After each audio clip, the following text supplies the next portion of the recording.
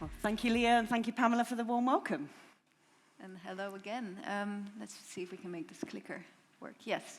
We're going to make you work a little bit. So I hope you're very excited about that just ahead of lunch. When listening a lot, we want to have you kind of engage with some of the material here. But first, a quick hello. It feels like we just had a really good introduction, so I won't linger here. I'm Suzanne. I'm the head of AI ethics and governance at Kainos, looking after our ethical approaches at Kainos. And I'm Trish Shaw, and I work with supranational organisations, nation states, and members like the EU and the Office of AI in helping them in their regulatory approaches towards ethical approaches towards AI. Right. So what do we mean by ethical AI, and how are we looking to take you on a journey to get AI ready with the EU AI Act looming and the UK's position being a little bit fraught, shall we say, with a white paper and a GDPR in place to do with AI? Well, we're going to take you on a journey of human-centred, human values-based approach to assessing the EU AI Act. What we want to do is show you that actually there's already ethical principles that the high-level expert group of the EU had brought together. These are very human-centred. They spent years documenting, researching, recognising what would be the best approaches to even start the regulation. So the regulation as the EU AI Act is already founded in these really good ethical principles. As you can see on the screens, we sought to highlight them to you and where some of the articles that would be most pertinent to you, whether you're a provider in the room of AI systems or whether you're a deployer of AI systems in the room, these will be the most significant articles to you. And certainly what we're working on, I'm part of the Senelec group of JTC 21 committee looking at EU AI Act standards, which will be applicable for anyone looking for presumption of conformity. And so these kinds of articles here will be those things that will be applicable both to the deployer or predominantly to the provider, but actually you, if you're in a deployer capacity, will need to have a think about these as well. And maybe just to really quickly clarify, Trish, so deployer in the EU AI Act essentially means you're the user of the system. Absolutely. So sometimes that terminology can be a bit confusing, but provider is the party that, say, builds the system and provides it onto the market, but the deployer is the party that uses it. So your organization may just be, and Pamela, of course, explained that partially already, but just to be clear here, you might just be a user, you still have certain obligations. And to that end, it's actually really important, as Pamela said, who am I? So if you're an organisation that's between a rock and a hard place, that you do a bit of provision, or you do a bit of deployment, or you're a provider and deployer, or you amalgamate various things you bring from various providers, and then you put it out to market, you could be caught, so there's risks there. But we're not here to tell you what the law is. We're here to tell you to take an ethical-based approach, a responsible AI-based approach to evaluating your AI system. So going back just very quickly, we want you on your use case, which you're about to see in a very quick moment, to think about what does human agency look like?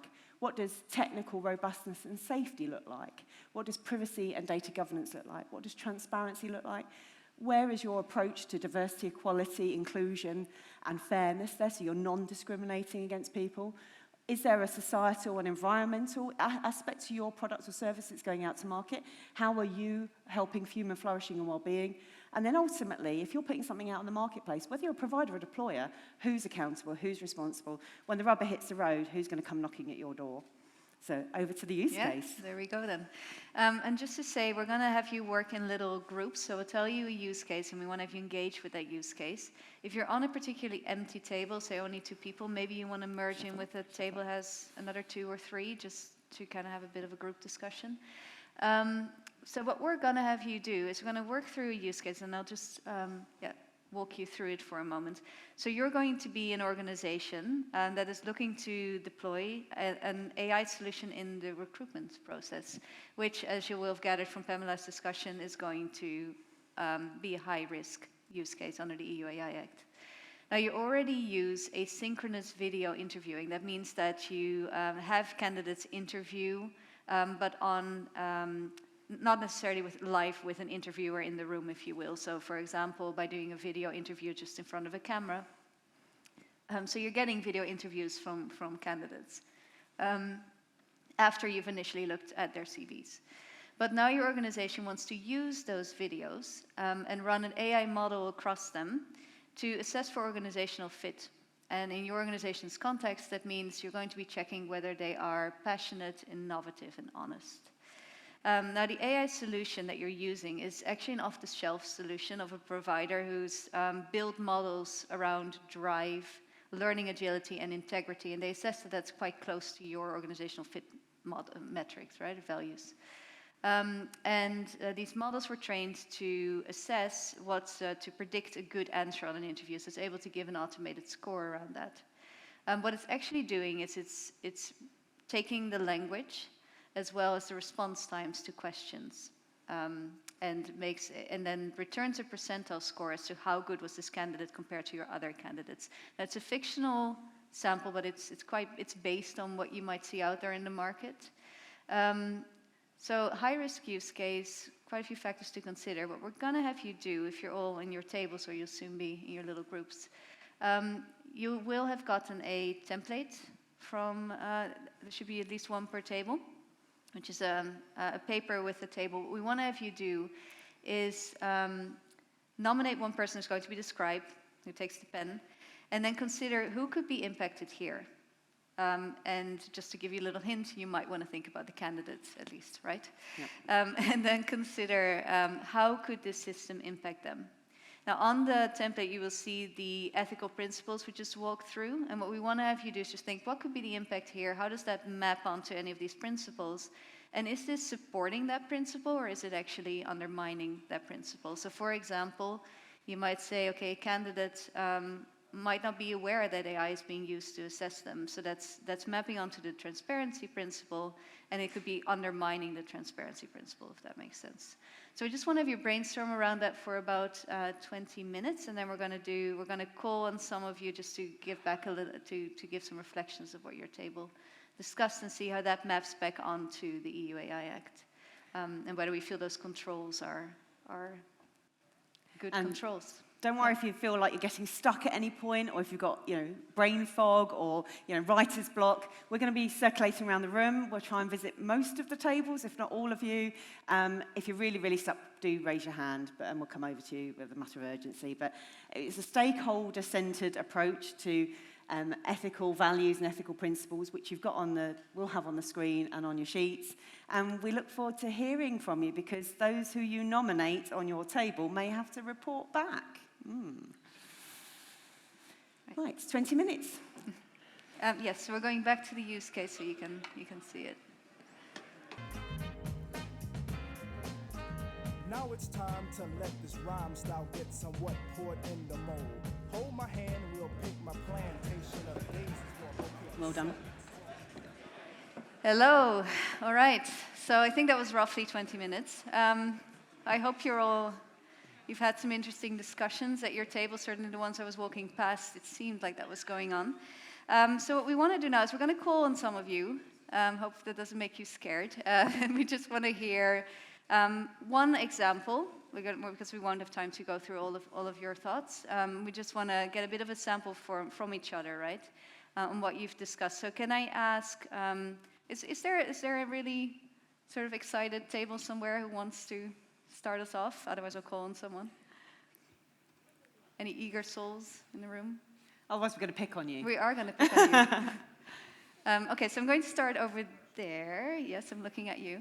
And can I ask that table, sorry, to just share one of the impacts that you identified? So if you could tell us who was the impacted party you considered, and what was the impact you saw? What principle did it impact, and was that in a positive way or a negative way? So we chose for the stakeholder factor was going to be the candidate, and the principle was the fifth one, for the diversity, non-discrimination, and fairness policy. We said they could be, it could take out internal bias from the interviewer, and it could be incorrectly trained by the AI, could wrongly evaluate the candidate. So to recap, so it's the fairness principle you explored, right, on the candidate, and you said that the AI could wrongly assess, did I hear you correctly? Yeah, and it also takes out the internal bias from the interviewer. So you consider two examples there, which is really good. Very good. Yeah. So it's fostered and undermined as well, in both the same thing. Fostered because it might be better than a human candidate, but undermined because it could be worse, and you just don't know what that bias or discrimination could be. Yeah. Okay. So Patricia, we want to address this one then on the spot. So what we've done here, and we promised to loop it back to the Act. So we've purposefully gone for an ethics-driven approach. And there's a couple reasons for that. So one is to show how much ethics actually aligns with the Act. But another is to also say, let's think about impact first and see how much the Act addresses that impact. So if we take this particular one, what we've done on the slide, I'm very conscious it's small. Just for the record, on each of your templates at the bottom, there's an option for you to fill in your email address if you want it, so that we can share slides with you. So some of those smaller letters you'll be able to see. We'll talk to it here. So if you wanted to, that's a way to get some of the detail. But this is immediately, we knew this was going to come up, right? It's immediately one of the more interesting ones in a way. Because what you may or may not be able to read from there is that there's essentially one dedicated act that article that you can point at in the Act around diversity and non-discrimination and fairness. And this is around training and validating and testing your data. This higher article 10 is around data governance, and it says you need to examine your data on potential biases and skews and put in place measures to detect, prevent, and mitigate bias. And that onus in the first instance is on the provider. Yep. But actually, as we know, whilst the EUA Act, I mentioned to some of you in the room, is applicable for EU member states, the reality is it's an extraterritorial piece of legislation. So the reality is if you're interviewing a candidate from within the EU, they have potentially rights under this Act, so a right to a meaningful explanation. So if they need to know why the system has been potentially discriminatory to them, they'll be potentially knocking at your door if you're a deployer first, because it's your reputation, your front line, you're the one who's recruiting, you're the one using this tool. So that's where accountability and responsibility comes in. But you need to be able to give an explanation. It's the deployer who's under the obligation to give an explanation to the candidate. So in that scenario, you then need to have enough information about how was this trained, how was this validated, what were the data sets used from the provider to you, so that in so-called instructions for use, so that you would absolutely know how to give an answer back to your candidates that had either been successful if they're asking for feedback, or those who had been unsuccessful and answered for feedback. But ultimately, you need to prove, not just from the EUA Act perspective, but as we're going to hear from David, from an equality law perspective, how you weren't discriminating this candidate unfairly. Yeah, and I think that last bit is a really important point to make. And as said, David, next speaker, will talk about this more, I believe. But it's kind of counterintuitive that there's only this one bit that we're really zooming in on around fairness. But a big part of the context is that there is a lot of non-discrimination law that's already applicable. In a similar vein, you will not see that much around privacy in the EUAI Act because there's GDPR and other pieces already covering that. So that's context to consider here. And the EUA Act has an overarching Article 1, that looks to what is the purpose of the Act. The purpose is to prevent and protect against harm. Harm to what? Health, safety, and fundamental rights. So fundamental rights are human rights, those all-important human-centric values that we've been talking about. And in there, you've got good things like privacy and equality. Yeah, perfect. So I'd love to hear another example from other tables. Anyone now keen? Oh, yes, I see a keen table over there. The stakeholder here would be the shareholders of the firm, presumably. One of the concerns I would have would be the discrimination in putting people off applying when you've brought in the AI into the sort of system of applying for the firm, because presumably introverts, for example, may be less likely to apply, and the effect of that would have, because you've got unfairness, but you also have a lack of transparency because it's before it gets picked up. And obviously that could filter through to poor financial performance and time. It's a really good point. Which principles that you map against that point on your template? Transparency and fairness. Transparency and fairness. So we've just talked about fairness. Let's look at transparency for a moment. There's a lot here. A lot.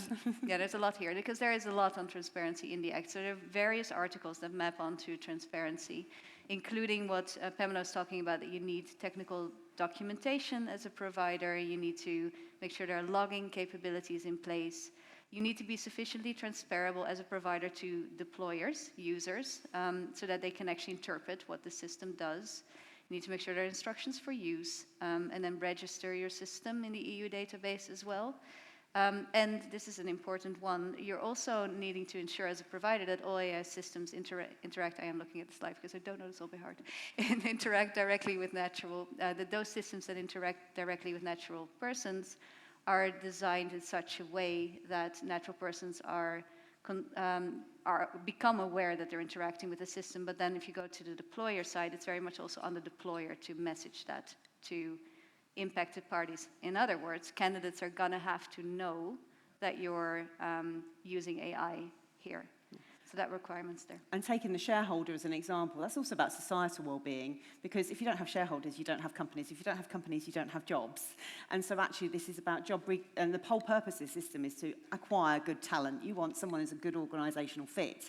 So if your shareholders saying, actually, you're not recruiting people who are a good organisational fit, whether you use this AI system or not, so you as a shareholder, you might want to invoke some shareholders' rights there and put your foot down and say, it's not fit for purpose, it's not doing the job, we're not acquiring the good talent, I want my pocket full of change, thank you very much, with my dividends, ditch it. And we saw, I think I spoke to you at that table about the Amazon Web Services HR system, because they said it wasn't fit for purposes, admittedly from a diversity, non-discrimination and fairness perspective, but it could have equally been the shareholders pulling the rug from under them. Yeah. So I would love to do more, but I think in the interest of time, we'll go to just a few closing reflections. If you wanted to see a bit of a wider overview and some of our playback, which obviously we only have limited time to do some of that here, again, there's an option to just put your email at the bottom. We're only going to use it for what it says there. Yeah. So have a read and make sure you're comfortable with that. But we can give you some more information if you want. So just some final reflections from us.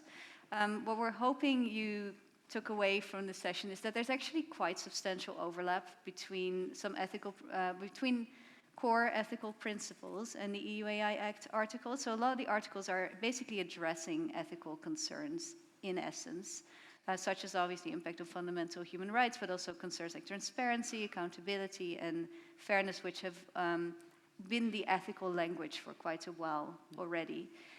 There are some potential gaps, which we haven't highlighted too much yet, but for example, societal and environmental well-being, there certainly are touch points, but environment in particular is not actually that explicitly addressed by the Act in many places, only in one article, and that's particularly to public sector or those servicing public sector. And what we also thought, and actually I think your example earlier, Gareth, around transparency and sort of stakeholder impact, so it might be an example of this, is that it's healthy to start thinking about impact, because compliance alone might not cover off all impact that you could think about. So in the end, yes, you want to be compliant, but you also want to consider what could the system really do to my candidates, to the appeal of my organization, to not just the legal exposure I get, but also to how candidates are going to be welcomed into the organization, how it will make them feel. And therefore, we would really suggest that ethics and compliance should be coming hand in hand, but you want to keep that ethics first approach. And we've also taken an ethics, values-based, principles-based approach, because in Northern Ireland, we're between a rock and a hard place, right? We're between the UK having not made an AI regulation, but having GDPR insofar as you're processing personal data and insofar as it's a fully automated decision-making tool under Article 22 and you're profiling people. Outside of that, we're in a lesser regulated space. And then we've got the Republic of Ireland down south and also the rest of the EU and other nations who are watching the EU AI Act and are looking to regulate in this space. So it will be what becomes the norm, what's the highest common denominator that providers are then going to develop to, and then as a responsible recruiter or as a responsible deployer of AI technology, or even as a responsible developer of AI technology, what are you doing about it? How are you embedding this in? So we're taking that values-based approach to get you not only EU AI Act ready, but basically ready for any regulation that comes your way at the moment. So thank you so much for your engagement. And you can find us on LinkedIn if you use those QR codes, or just find our names. And again, if you wanted to just hear a bit more, get a bit more of a playback, put your names on the sheets.